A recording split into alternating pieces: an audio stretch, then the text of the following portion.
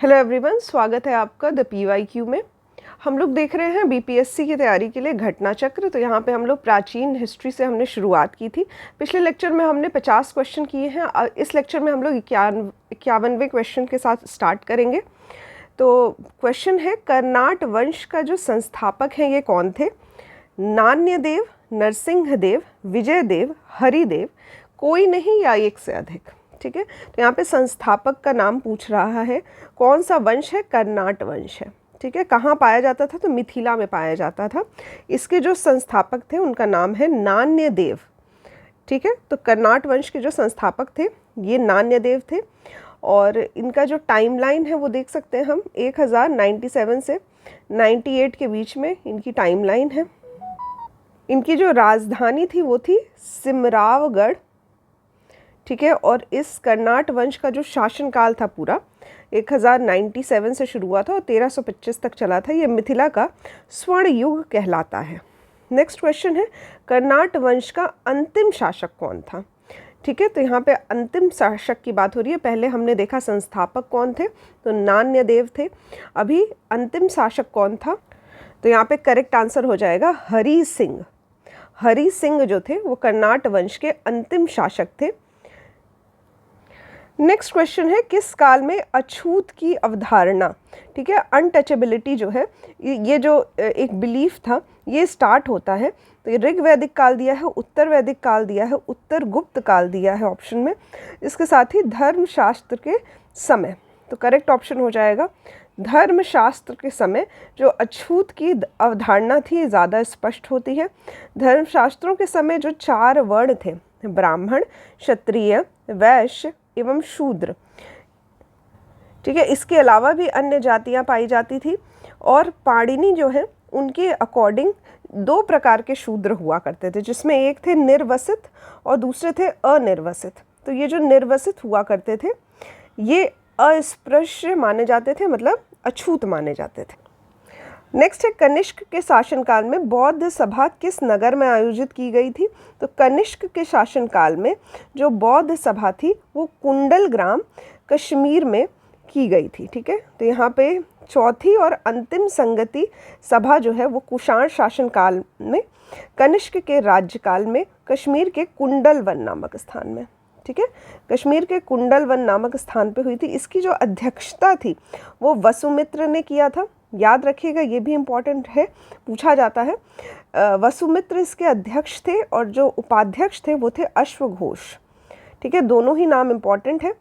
यहाँ पर जो बौद्ध ग्रंथ थे उनका एक प्रकार से संकलन किया गया और प्रत्येक पिटक जो थे उन पर भाष्य लिखे गए। ठीक है, ठीक है, और इसके साथ ही इन्हें एक स्तूप में सेफली रख दिया गया था। अगर हम पहली बौद्ध संगति की बात करें तो यहाँ पे ये अभी मैंने आपको बताया 3rd बौद्ध संगति कहाँ हुआ था? तो कश्मीर में हुआ था, कश्मीर के कुंडलवन में। किसने कराया था? तो ये कराया था कनिष्क ने। कनिष्क ने। इसके जो अध्यक्ष और उपाध्यक्ष थे वो मैंने नाम आपको बता दिए। वसुमित्र जो थे वो अध्यक्ष थे और अश्वघोष जो थे ये उपाध्यक्ष थे। ठीक है, ये दोनों ही नाम इम्पॉर्टेंट है। नेक्स्ट है, पहली बौद्ध संगति की अगर बात की जाए तो ये बौद्ध जो बुद्ध थे उनके मृत्यु के मतलब उसके जस्ट बाद ही हुआ था, तत्काल बाद ही हुआ था। राजगृह के सप्तपर्णी गुफा में हुआ था, राजगृह में हुआ था। पहले की बात हो रही है, राजगृह में हुआ था। शासक जो थे जिनके द्वारा कराया गया था वो थे अजातशत्रु और इसकी जो अध्यक्षता थी वो महाकश्यप ने की थी। अगर स्पेसिफिकली हम लोग ईयर देखें तो ये हुआ था 483 ईसा पूर्व। इसके बाद दूसरा जो होता है वो होता है काल अशोक के समय में। बुद्ध की मृत्यु के 100 वर्ष पश्चात, मतलब ये 483 में हुआ है तो ये 383 में हो जाएगा, 383 ईसा पूर्व। और इसके जो अध्यक्ष थे ये थे सबकामी। नेक्स्ट, इसके बाद जो तृतीय होता है, तीसरी बौद्ध संगति होती है वो अशोक के समय होती है और ये 251 में होती है, 251 ईसा पूर्व, पाटलिपुत्र में होती है। और इसके जो अध्यक्ष होते हैं वो होते हैं मोगलीपुत्र तिस। और यहाँ पे मैं इसको करेक्ट कर रही हूँ, ये है 4th बौद्ध संगति जो कि कश्मीर में हुई थी। नेक्स्ट क्वेश्चन है प्रथम बौद्ध संगति, यहाँ पे संगीत लिखा है, ठीक है, यहाँ पे संगति होगा। इसके अध्यक्ष कौन थे? तो ऑप्शन नंबर बी महाकश्यप जो थे ये इसके अध्यक्ष थे, ठीक है, महाकश्यप। वसुमित्र जो थे वो चौथे जो बौद्ध संगति थी उसके अध्यक्ष थे, तो यहाँ पे वसुमित्र जो होंगे वो गलत है, बाकी सभी आंसर्स गलत है, महाकश्यप जो है वो सही हो जाएगा ऑप्शन। नेक्स्ट है भगवान बुद्ध के महापरिनिर्वाण के बाद पहली बौद्ध संगति हुई थी, ठीक है। तो महापरिनिर्वाण यानी कि इनके मृत्यु के पश्चात जो पहली बौद्ध संगति हुई थी वो राजगृह में हुई थी, राजगीर भी कहा जाता है इसको, तो राजगृह में हुई थी, यानी कि ऑप्शन नंबर ए। ये अजातशत्रु के द्वारा करवाई गई थी और इसके जो अध्यक्ष थे वो थे महाकश्यप। नेक्स्ट है बुद्ध के जीवन की 4 महत्वपूर्ण घटनाओं और उनसे संबद्ध 4 स्थानों का नीचे उल्लेख है। यह 2 स्तंभों 1 एवं 2 में अंकित है, आपको इनका सुमेल करना है, ठीक है। तो स्तंभ 1 है जन्म, ज्ञान प्राप्ति, प्रथम प्रवचन और जो उनका निधन था। स्तंभ 2 है सारनाथ, बोधगया, लुम्बिनी, कुशीनगर। तो इनका जो निधन था ये कुशीनगर में हुआ था, ठीक। तो 4 का हो जाएगा, 4 का ऑप्शन हो जाएगा 4, यानी कि ये भी और ये भी दोनों सही है, बी और सी में से एक होगा।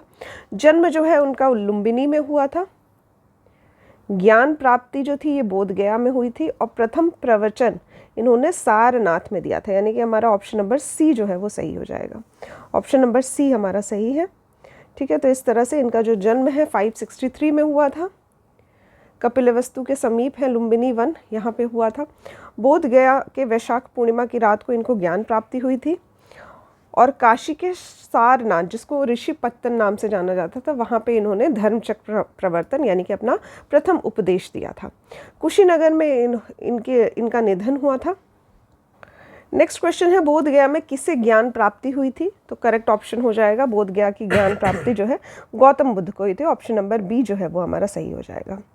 नेक्स्ट है बोधगया में महाबोधि मंदिर बनाया गया, तो कहाँ बनाया गया मंदिर? जहाँ पे गौतम बुद्ध को ज्ञान प्राप्त हुआ था वहाँ पे महाबोधि मंदिर जो है वो बनाया गया था। ये जो मंदिर है ये अशोक के द्वारा 3री शताब्दी में बनवाया गया था, तो 3rd BC में बनवाया गया था, 3rd सेंचुरी BC में बनवाया गया था, ठीक है, अशोक के द्वारा बनवाया गया था। नेक्स्ट है गौतम बुद्ध को एक देवता का स्थान किस राजा के युग में प्राप्त हुआ?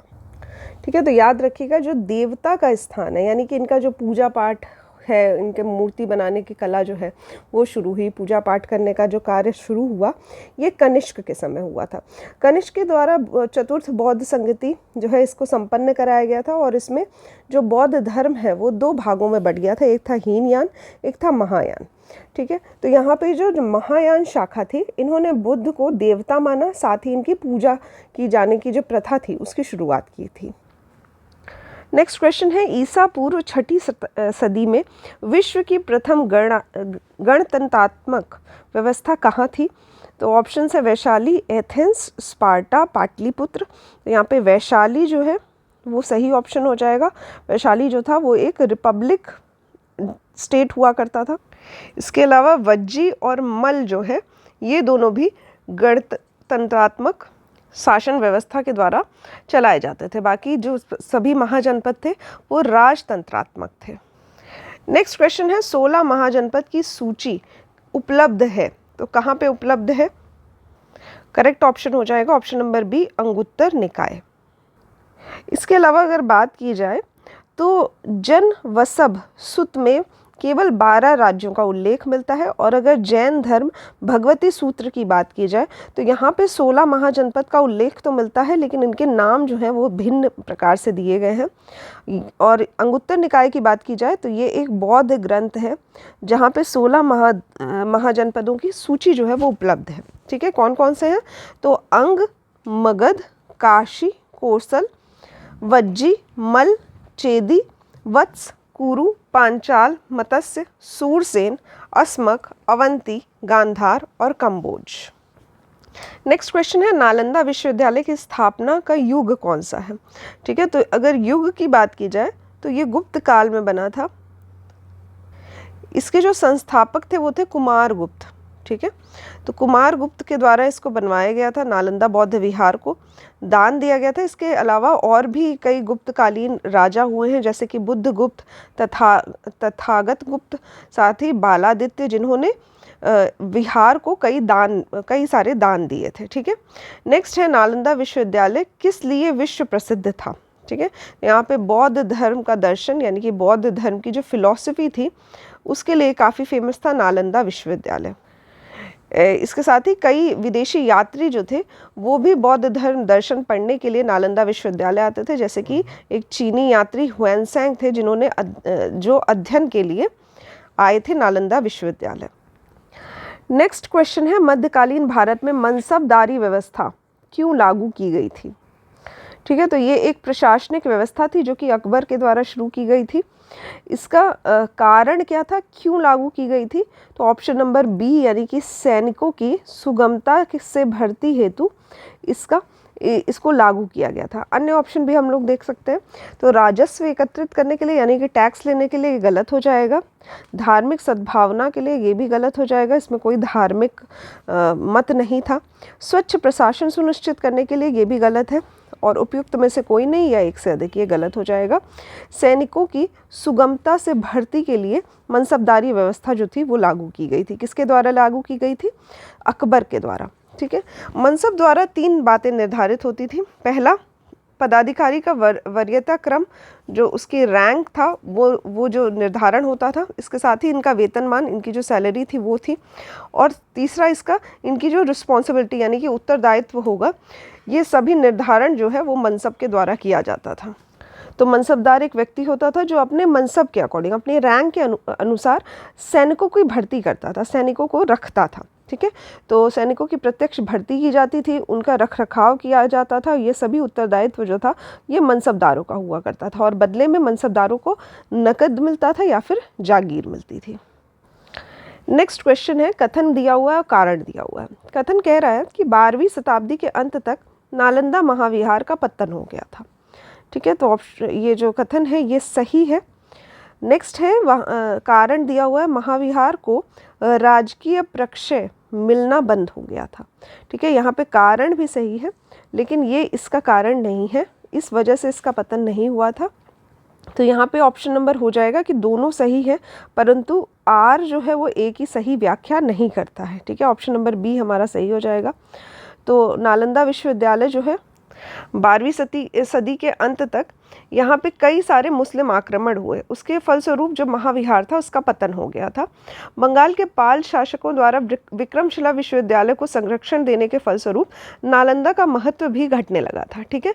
तो यहाँ पे जो पाल शासक थे उनके द्वारा एक दूसरी यूनिवर्सिटी बना दी गई थी, विक्रमशिला यूनिवर्सिटी, और ज़्यादा महत्व जो था वो उस समय विक्रमशिला यूनिवर्सिटी को देने लगे थे। और मुस्लिम आक्रमण के द्वारा जो हमारा नालंदा महाविहार था इसका पतन हो चुका था। नेक्स्ट क्वेश्चन है प्रथम मगध साम्राज्य का उत्कर्ष किस शताब्दी में हुआ था। तो मगध साम्राज्य की जो स्टार्टिंग थी वो बिंबिसार के द्वारा हुई थी। इसका करेक्ट ऑप्शन हो जाएगा ईसा पूर्व 6ठी शताब्दी। ठीक है। तो 6th सेंचुरी बीसी में हुआ था इसका उत्कर्ष। ठीक है। इसके जो वास्तविक संस्थापक थे प्रथम मगध साम्राज्य के वो थे बिंबिसार। नेक्स्ट क्वेश्चन है मगध की राजधानी कौन सी थी। तो कई राजाओं ने राजधानी जो है उसका स्थानांतरण किया था। पहले इसकी राजधानी राजगृह हुआ करती थी, गिरिब्रज भी कहा जाता है, और बाद में पाटलिपुत्र ट्रांसफ़र हो गई थी। ठीक है। तो ये दोनों ही ऑप्शन सही है, वैशाली और चंपा नहीं होगा। नेक्स्ट क्वेश्चन है प्राचीन महाजनपद मगध की प्रथम राजधानी कौन सी थी। ठीक है। तो ऑप्शन है पाटलिपुत्र, वैशाली, चंपा, अंग, उपयुक्त में से कोई नहीं या एक से अधिक। तो यहाँ पे ऑप्शन नंबर ई सही हो जाएगा, क्योंकि इसकी प्रथम राजधानी जो थी वो थी राजगृह। ठीक, ऑप्शन नंबर ई सही हो जाएगा। नेक्स्ट क्वेश्चन है नंदवंद वंश के पश्चात मगध पर किस राजवंश ने शासन किया।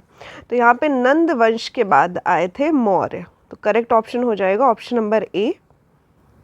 तो अगर इससे पहले देखा जाए तो नंद वंश से पहले थे शिशुनाग, और शिशुनाग से पहले था हर्यक।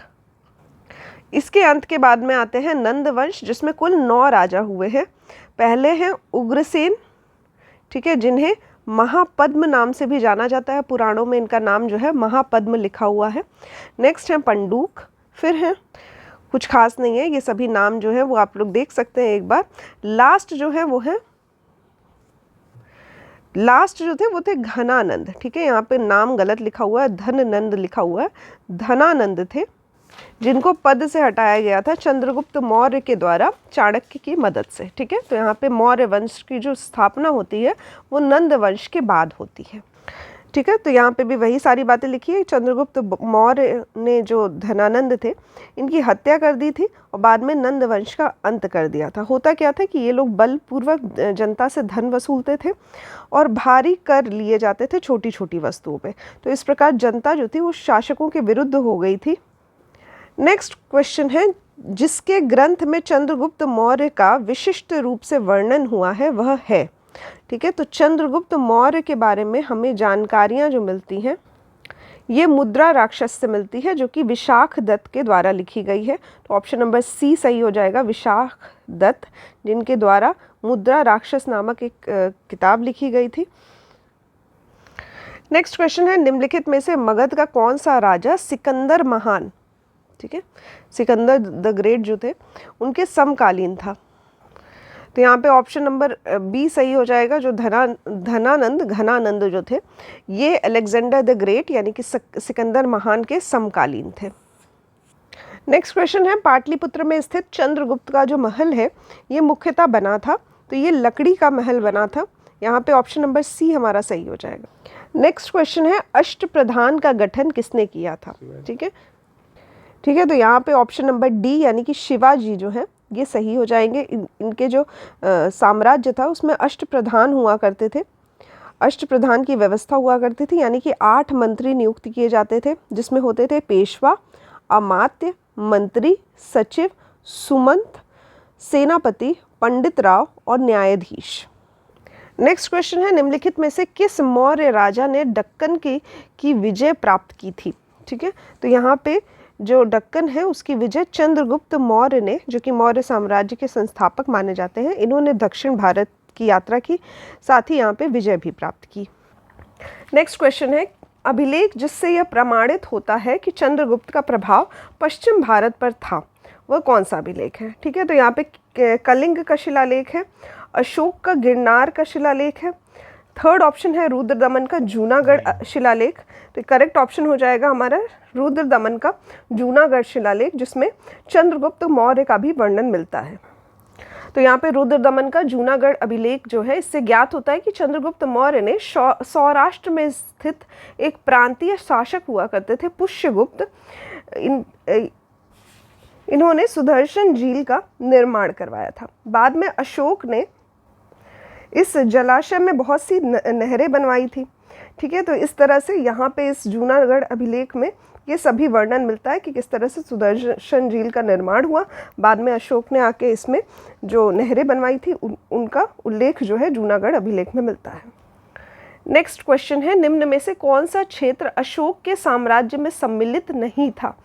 तो यहाँ पे अफगानिस्तान, बिहार, कलिंग, श्रीलंका ऑप्शन में दिया हुआ है। यहाँ पे बिहार और कलिंग जो था ये अशोक के डायरेक्ट संपर्क में था, साथ ही अफगानिस्तान जो था वो भी उस वक्त पे भारत का हिस्सा माना जाता था। तो यहाँ पे श्रीलंका जो है वो सही ऑप्शन हो जाएगा। श्रीलंका जो है वो अशोक के साम्राज्य में सम्मिलित नहीं था।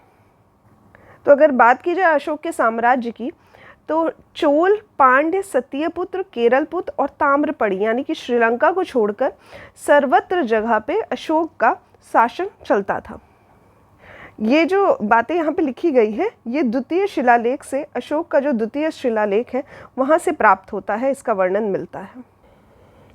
नेक्स्ट है, अशोक के शासनकाल में बौद्ध सभा किस नगर में आयोजित की गई थी। तो ये मैंने ऑलरेडी आपको बताया है, ये हुआ था पाटलिपुत्र में। अशोक के समय लगभग 251 BC में पाटलिपुत्र में एक बौद्ध संगति का आयोजन होता है। ये पता कहाँ से चलता है, तो एक सिंघली अनुश्रुतियाँ हैं जिनका नाम है दीपवंश और महावंश। इनके अनुसार अशोक के राज्यकाल में पाटलिपुत्र में मोगलीपुत्र तिस की अध्यक्षता में तृतीय बौद्ध संगति का आयोजन हुआ था। नेक्स्ट क्वेश्चन है, अशोक के शिलालेखों में प्रयुक्त भाषा है? संस्कृत, प्राकृत, पाली, हिंदी। तो यहाँ पे करेक्ट ऑप्शन हो जाएगा प्राकृत। प्राकृत भाषा का इस्तेमाल जो है अशोक के शिलालेखों में किया जाता था। यहाँ पे कुछ डिटेल्स दिए हुए हैं। अशोक का अगर इतिहास देखा जाए तो इनके जो अभिलेख है इन्हीं से ज्ञात होता है इनकी सारी हिस्ट्री के बारे में। इनके जो अभिलेख हैं उसको 3 वर्गों में विभाजित किया जा सकता है। एक है शिलालेख, मतलब जो पत्थरों पे लिखे गए हैं। दूसरा है स्तंभ लेख, जो कि एक तरह के पोल या फिर जो पिलर उस पे लेख लिखे गए हैं। और तीसरा है गुहा लेख, मतलब किसी केव में लिखा गया है कोई लेख। ये जो सभी शिलालेख हैं इनको 14 विभिन्न लेखों का एक समूह है जो कि 8 भिन्न स्थानों पर प्राप्त हुए हैं। ठीक है, तो 8 जगह हैं जहाँ पे 14 शिलालेख जो है वो प्राप्त हुए हैं। पहला है सहबाजगढ़ी, दूसरा है मानसहरा, कालसी, गिरनार, धौली, जौगढ़, एरागुडी और सोपारा। तो ज़्यादातर जो अभिलेख हैं, अधिकांश अभिलेख जो हैं वो प्राकृत भाषा में है और इनकी जो लिपि है वो ब्राह्मी लिपि है। केवल 2 अभिलेख ऐसे हैं, एक शहबाजगढ़ी का और दूसरा मानसहरा का, जिनकी लिपि ब्राह्मी ना होकर के खरोष्टी लिपि है। ठीक है, तो ये क्वेश्चन भी पूछा जाता है कि कहाँ पे कौन से 2 अभिलेख हैं जिसकी लिपि ब्राह्मी ना होकर के खरोष्टी लिपि है। तो हो जाएगा सहबाजगढ़ी और मानसहरा। इसके अलावा कुछ और भी स्थान हैं, जैसे कि तक्षशिला से जो प्राप्त हुए हैं वो अरेमाइक लिपि में लिखा गया है। इसके साथ ही शरेकुना नामक स्थान है जहाँ से यूनानी और अरमाइक लिपि में लिखा हुआ एक लेख प्राप्त हुआ है। साथ ही लंघमान नामक स्थान है, यहाँ पे अरमाइक लिपि में लिखा गया अशोक का अभिलेख जो है वो प्राप्त हुआ है। नेक्स्ट है, निम्नलिखित में से प्राचीन भारत की कौन सी लिपि दाहिने से बाएं ओर लिखी जाती थी? ठीक है, तो यहाँ पे राइट से लेफ्ट की तरफ लिखा जाता है इसको। ठीक, तो ये करेक्ट ऑप्शन हो जाएगा खरोष्टी। खरोष्टी जो लिपि है ये दाहिने से बाईं ओर लिखी जाती है। नेक्स्ट क्वेश्चन है, अशोक के धम्म का मूल संदेश क्या है? ठीक है, तो राजा के प्रति वफादारी, शांति एवं अहिंसा, बड़ों का सम्मान, धार्मिक सहनशीलता, और नेक्स्ट ऑप्शन है हमारा उपयुक्त में से कोई नहीं या फिर उपयुक्त में से एक से अधिक। तो यहाँ पे उपयुक्त में से एक से अधिक हो जाएगा ऑप्शन। ठीक, क्योंकि राजा के प्रति वफादारी, शांति, अहिंसा, बड़ों का सम्मान, धार्मिक सहनशीलता, ये सभी धम्म के मूल संदेश में से आते हैं। तो अगर अशोक की बात की जाए तो इसके दूसरे सेकंड साथ ही 7वें शिलालेख में के माध्यम से इन्होंने धम्म के बारे में बताया था। धम्म मतलब धर्म। ठीक है, तो इसमें बहुत सारी बातें हैं, जैसे कि कम बोलना, कम पाप करना, कल्याण करना, दया दान करना आदि, पवित्रता के साथ रहना, ये सभी बातें जो है धर्म में शामिल हैं। नेक्स्ट क्वेश्चन है, केवल वह स्तंभ जिसमें अशोक ने स्वयं को मगध का सम्राट बताया है। ठीक है, तो अशोक ने स्वयं को मगध का सम्राट बताया है भाब्रू स्तंभ में। ठीक है, तो भाब्रू, जिसको बैराट का स्तंभ लेख भी कहा जाता है, इसमें अशोक ने स्वयं को मगध का सम्राट बताया था। ठीक है, तो ये उनकी भाषा में कुछ लिखा हुआ है जिसको पढ़ सकते हैं आप लोग। ये कहाँ पे स्थित है? तो राजस्थान में स्थित है। नेक्स्ट क्वेश्चन है, अपने शिलालेखों में अशोक समानता किस नाम से जाने जाते थे? तो यहाँ पे करेक्ट ऑप्शन हो जाएगा प्रियदर्शी नाम से जाने जाते थे। जैसे कि अभी यहाँ पे जो शिलालेख लिखा हुआ था इसमें देखिए प्रियदर्शी लाजा, इसका मतलब है प्रियदर्शी राजा। ठीक है, तो यहाँ पे प्रियदर्शी जो है ये सही ऑप्शन हो जाएगा। नेक्स्ट क्वेश्चन है, कौटिल्य के अर्थशास्त्र में किस पहलू पर प्रकाश डाला गया है? ठीक है, तो यहाँ पे अर्थशास्त्र जो है वो ज़्यादातर आर्थिक जीवन जैसा लगता है, पर यह ऑप्शन गलत हो जाएगा।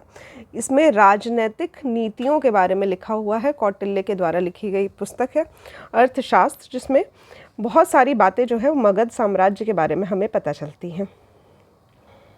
इसके साथ ही ये जो है ये बहुत अच्छा ग्रंथ माना जाता है, इसलिए इसकी तुलना जो है मैकियावेली के प्रिंस से की जाती है। ठीक है, ये भी क्वेश्चन पूछा गया है, इसलिए मैं आपको बता दे रही हूँ।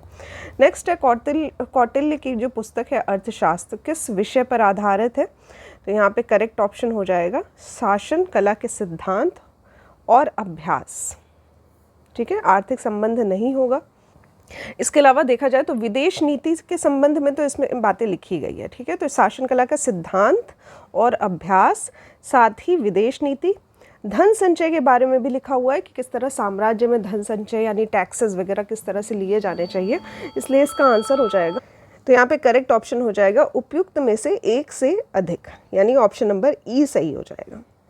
इसके अलावा अगर हम बात करें तो यहाँ पे उल्लेख किया गया है सप्तांग सिद्धांत की, ठीक है। तो इसमें कई बार प्रश्न पूछे जाते हैं कि अर्थशास्त्र में जो सप्तांग सिद्धांत बताया गया है इसका सही क्रम क्या है। तो राजा, राजा के बाद आता है अमात्य, फिर आता है जनपद, दुर्ग, कोष, दंड एवं मित्र। याद रखिएगा मित्र जो है वो सबसे लास्ट में आता है।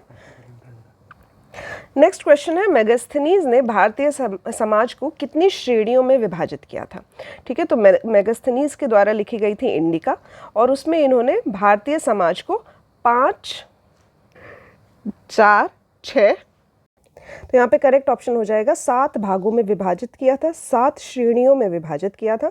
कौन कौन सा है तो देख लेते हैं हम लोग। इंडिका पुस्तक है इनकी जिसमें भारतीय समाज को 7 श्रेणियों में विभाजित किया गया था।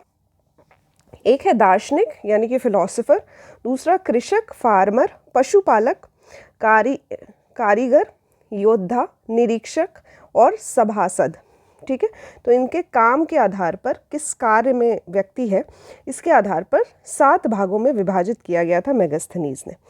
इसके साथ ही मेगास्थनीज ने भारतीय समाज में कहा था कि दास प्रथा के जो प्रचलित होने का उल्लेख जो है वो नहीं मिलता है, ठीक है।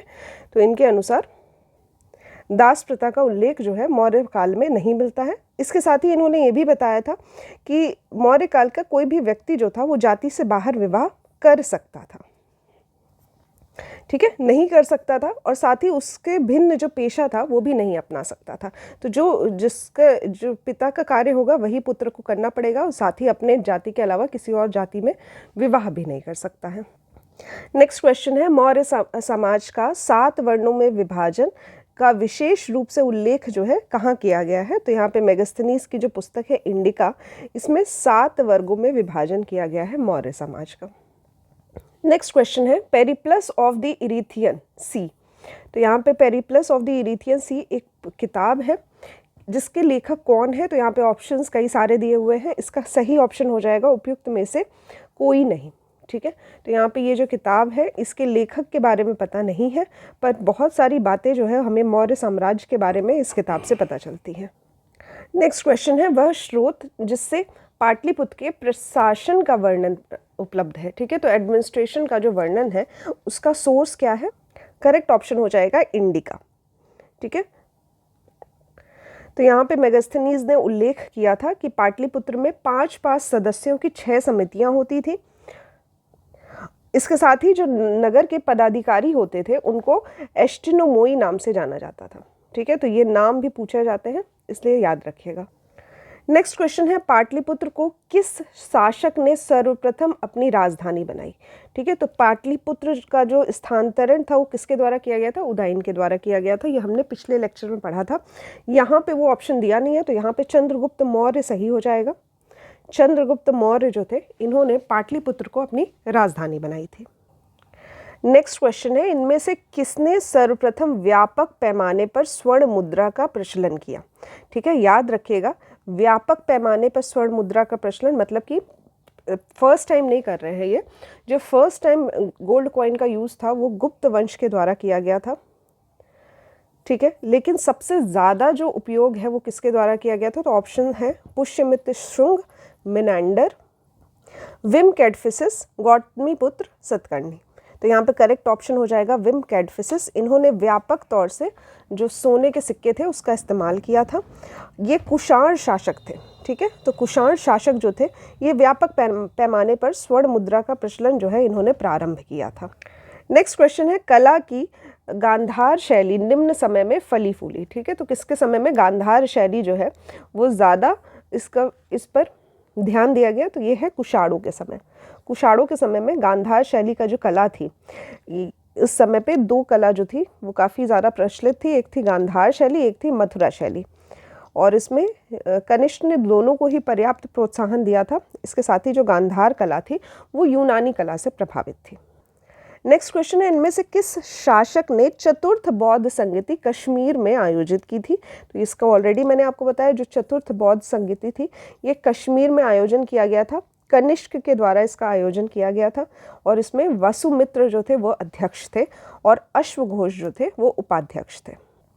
नेक्स्ट क्वेश्चन है, शुंग वंश के बाद किस वंश ने भारत पर राज किया?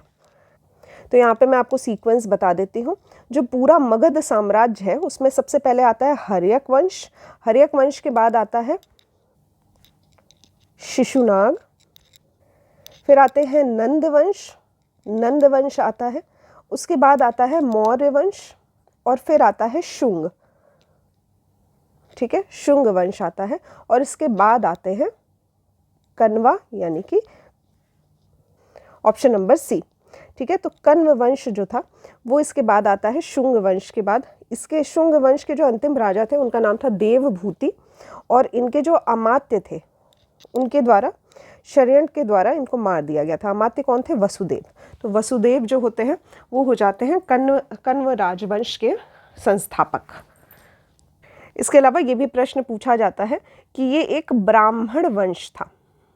ठीक है, ब्राह्मण वंश माना जाता है शुंग वंश के बाद जो आया था कण्व वंश। ठीक है, इससे पहले जो शुंग वंश था ये भी एक ब्राह्मण वंश था। नेक्स्ट है, राजा खारवेल का नाम जुड़ा है। ठीक है, तो करेक्ट ऑप्शन है हाथी गुम्फा अभिलेख से। हाथी गुम्फा अभिलेख एकमात्र अभिलेख है जहाँ पे खारवेल के बारे में बातें हमें पता चलती है। खारवेल जो थे ये कलिंग के चेदी वंश के राजा थे। ठीक है, और इस वंश को महामेघ वाहन भी कहा जाता है। नेक्स्ट है, नगरों का क्रमिक पतन किस काल की एक महत्वपूर्ण विशेषता है? यहाँ पे करेक्ट ऑप्शन हो जाएगा गुप्त काल। गुप्त काल की विशेषता है कि यहाँ पे नगरों का क्रमिक पतन होने लगा था। ठीक है, ठीक है, तो यहाँ पे गुप्त काल के बाद जो सभी एक काफ़ी समृद्ध अवस्था में जो शहर हुआ करते थे वो धीरे धीरे उनका पतन होना शुरू हो गया था।